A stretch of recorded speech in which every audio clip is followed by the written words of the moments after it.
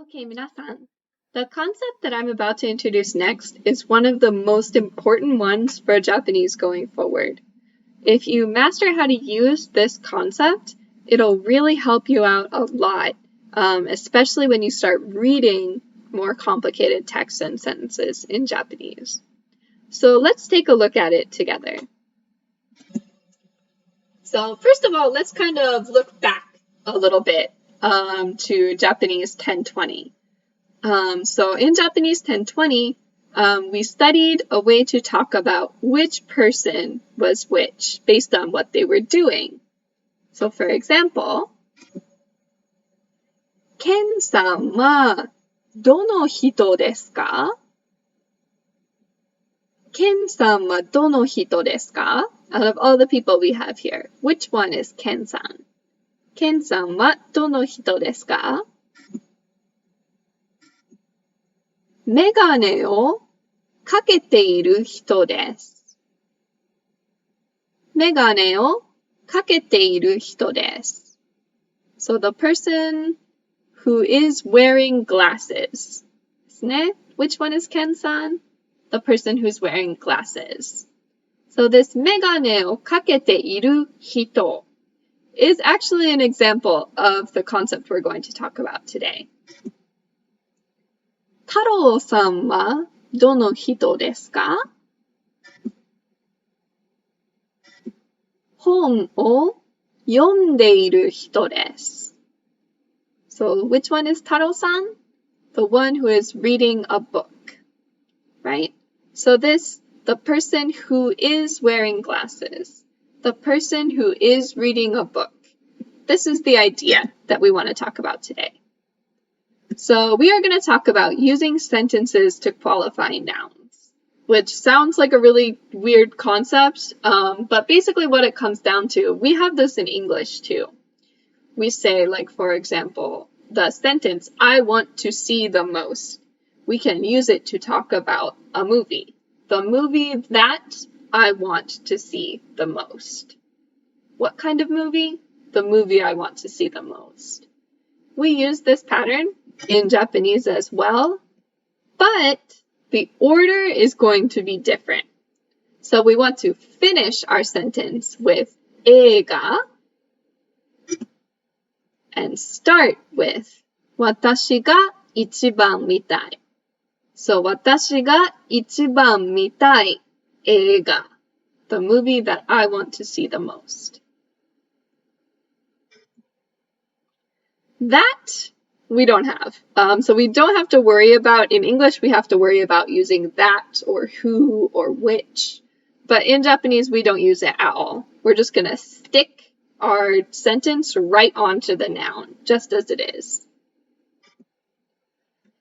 So this idea that this like modifying chunk goes before the noun instead of after might seem a little unfamiliar to us because it's different from English. But it actually does match the pattern that we've always had in Japanese. So we say a new movie, we say 新しい映画, or the movie I like the most, 一番好きな映画. So this pattern, like sticking the adjective before the noun, that's just like English, right? So in Japanese, we also stick like a sentence that tells us more about the noun before the noun instead of after. So in a way, Japanese is more consistent than English. Let's try a little more. So we have a friend who lives in Korea.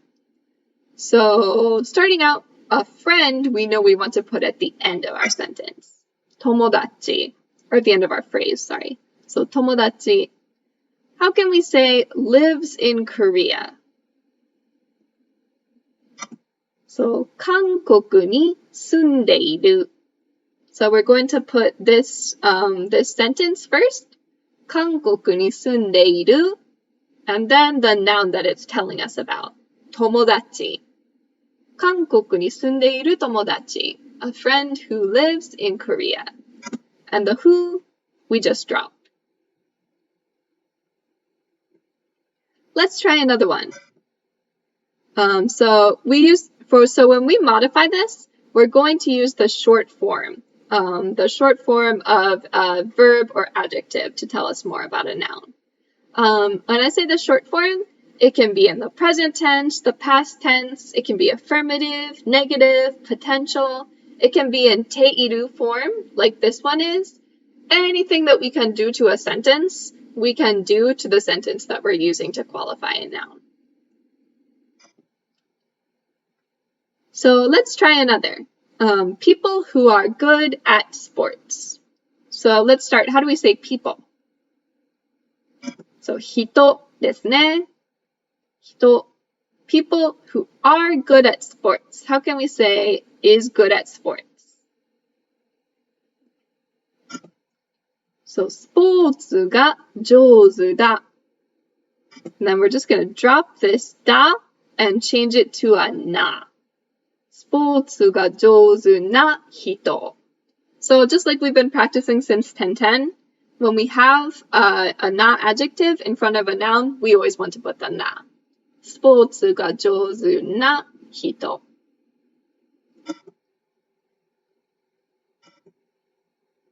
How about this?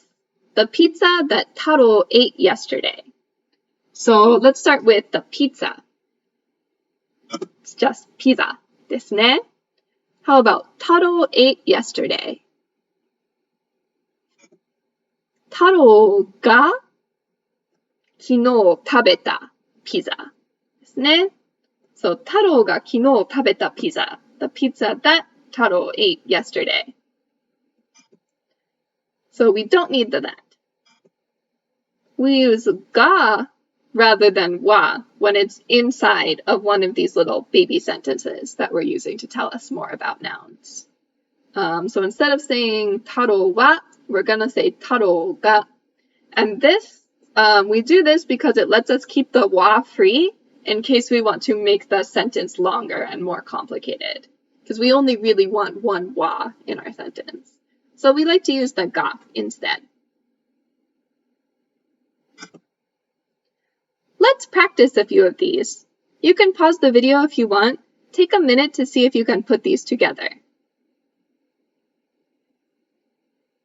All right, let's try and check the first one. So books that are not interesting. 面白くない本. So books are 本, not interesting, 面白くない. Put them together, 面白くない本, right? Things that you can't buy in Japan. 日本で買えない, oh, sorry, this kanji is 物. 日本で買えない物. So things are 物, you can't buy in Japan, 日本で買えない. We put them together, 日本で買えない物.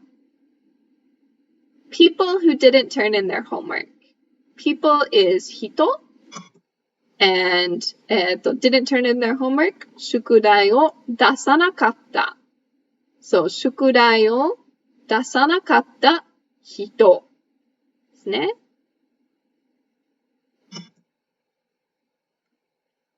So that's how we can make little phrases, little chunks like this, books that are not interesting, things you can't buy in Japan, people who didn't turn in their homework.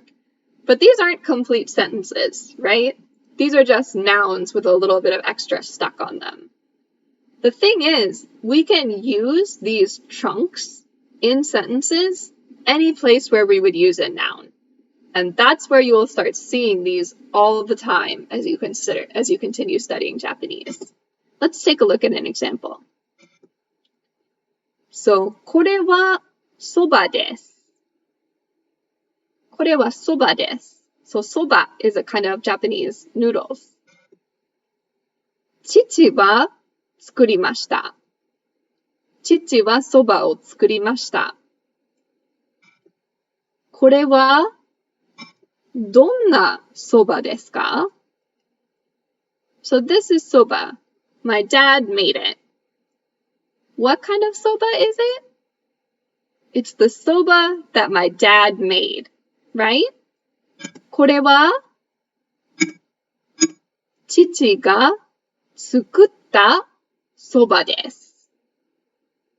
父が作ったそばです。So we can use these nouns that have been modified in the middle of our sentences. これは父が作ったそばです。This is the soba that my dad made. So this helps us to make sentences that are a little bit more complex than the ones we've been making up till now, right? We can start talking a little bit less like a baby and a little bit more like a grown-up as we learn how to make more complicated sentences like this. Let's try another. So, そばを食べました。そばを食べました。We ate そば。父が作ったそばです。So, どんなそばを食べましたか? So we ate soba. My dad made the soba. What kind of soba did we eat? The soba that my dad made, right? 父が作ったそばを食べました。父が作ったそばを食べました。So any place that we would use a regular noun, like soba, we can use one of these nouns with more description added, like 父が作ったそば. The more familiar we get with this concept and the more used to it we get, the more complex we can make our sentences. Let's try a little bit more. So, 辞書で言葉を調べます。言葉 is words ですね。We look up words. 辞書で言葉を調べます。What kind of words do we look up in the dictionary? わかりません。わからない言葉ですね。We look up the words that we don't understand. So what kind of words? The words that we don't understand. わからない言葉。アパートを探しています。アパートを探しています。I'm looking for an apartment. What kind of apartment? プールがあります。An apartment that has a pool. So we want to put short form. プールがあるアパートを探しています。So プールがある is there to tell us a little bit more about アパート。How about this one? 友達が欲しいです。I want friends. 友達が欲しいです。What kind of friends? 日本語が話せます。Friends who can speak Japanese, right? So how can I say friends who can speak Japanese? 日本語が話せる友達が欲しいです。日本語が話せる友達が欲しいです。How about this? 父が本をくれました。父が本をくれました。What kind of book did he give me? 父が村上春樹が書いた本をくれました。The book that 村上春樹 wrote ですね。食べ物が食べてみたいです。What kind of food? 食べたことがありません。食べたことがない食べ物が食べてみたいです。I want to eat food that I have never eaten before. So once again, we take these short form phrases, we can put them on a noun to describe more about the noun, and then we can use that noun in any kind of sentence that we want.